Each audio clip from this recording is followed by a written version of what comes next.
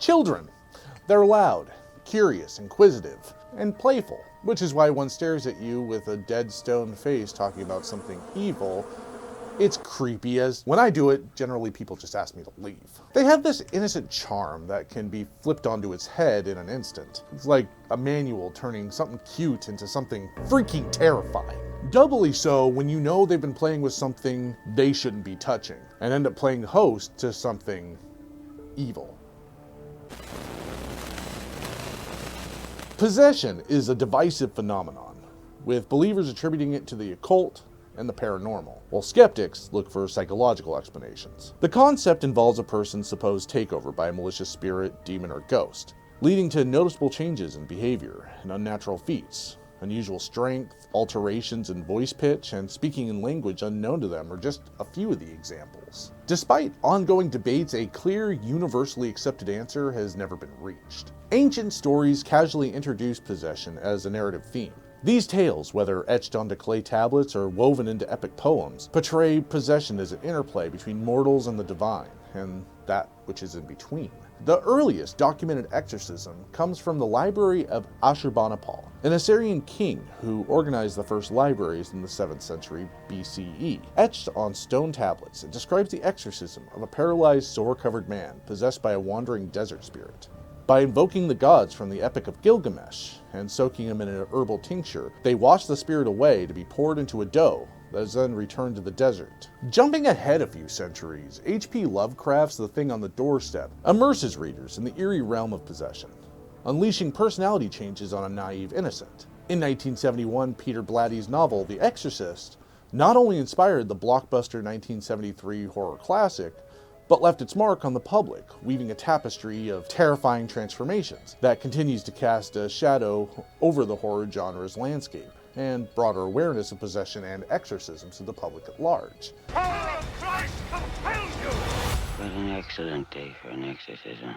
While it's easy to discount the ancients' ignorance, and the fiction as, well, fiction, the real and documented cases are a little harder to discount. Not impossible, but you get what I'm saying. One story of exorcism that has actually inspired a lot of films is that of Annalise Michel. In the 1970s, Annalise Michel, a young woman in Klinkenberg, Germany, became a vessel for inexplicable and malevolent forces. Diagnosed with psychiatric disorders and epilepsy, Annalise displayed alarming behaviors, including violent outbursts, self-harm, and aggressive aversion to religious symbols. Her devoutly religious family interpreted these manifestations as evidence of demonic possession, leading them to seek unconventional treatments for their daughter. Contrary to popular belief, the psychiatric field actually considers religion as a primary factor when looking into a mental disorder. It's worth noting that studies touting the benefit of faith, religion, and even exorcisms can play a positive role in mental health in those suffering from various religious delusions, while others have shown detrimental impact of faith-based treatments for serious disorders.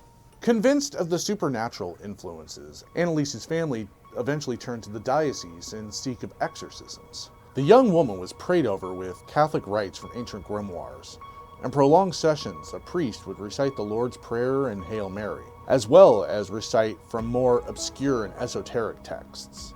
The Vatican course on exorcism and prayer liberation teaches the process of exorcism has risks. It teaches that this rite is a confrontation with an evil force, and unless completed and the demon cast out, it will instead target that person who is attempting to do the exorcism. The final incantation is the invocation of Jesus Christ to cast out the demon. The power of Christ compels you! Through every session, Annalise would shriek vulgarities and mock the priest's prayers.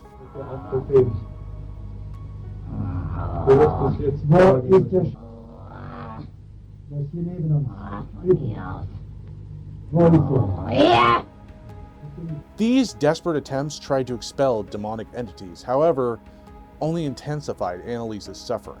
In addition to her long prayer sessions, she would be bound due to her self-harm and violent outbursts.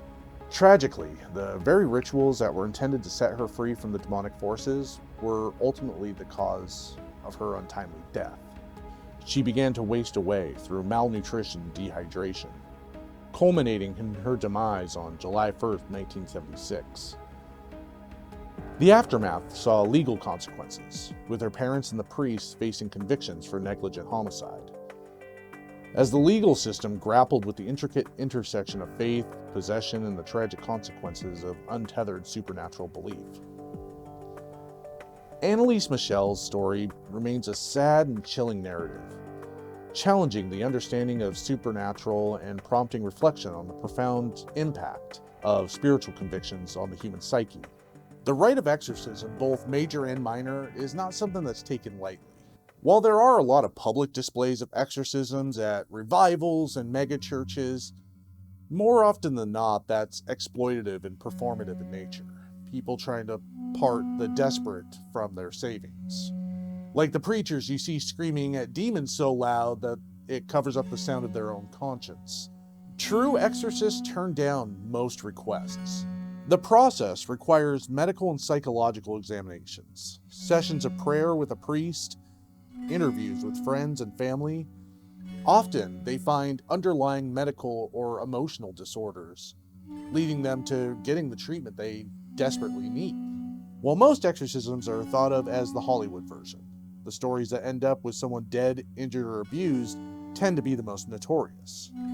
But the truth is, many exorcisms are extremely mild and tame. It could be as simple as a father with an unexplained rage. He follows the process and ends up being exorcised, and after is much calmer and a loving father.